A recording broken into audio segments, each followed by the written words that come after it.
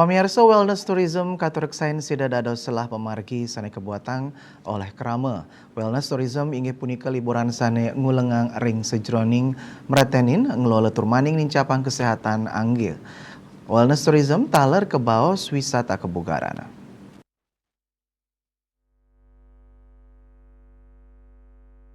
Parindikan inucap Kantun Kalimbakang oleh Badan Promosi Pariwisata Daerah BPPD Kabupaten Badung ring sajroning nincapang kualitas sektor pariwisata.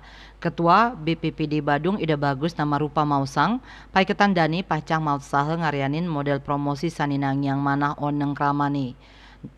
Inggian melarapan fun trip ke desa wisata untuk ngicenin salin-salin pemargi ring pemargi wellness journey utawi wellness tourism sane rumasuk pemargi sane anyar.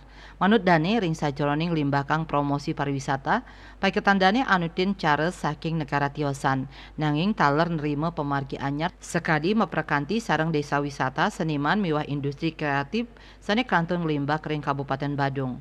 Kawawahin pariwisata inggih punika pemargi sane dinamis.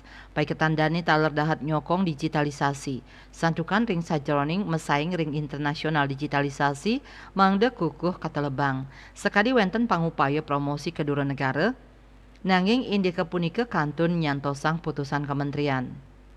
Kawawahin Bupati Badung dahat nyokong pemargi inucap. Yening kementerian sampun adosang mejantan paiketan dani pacang meprekanti sareng negara tiosan.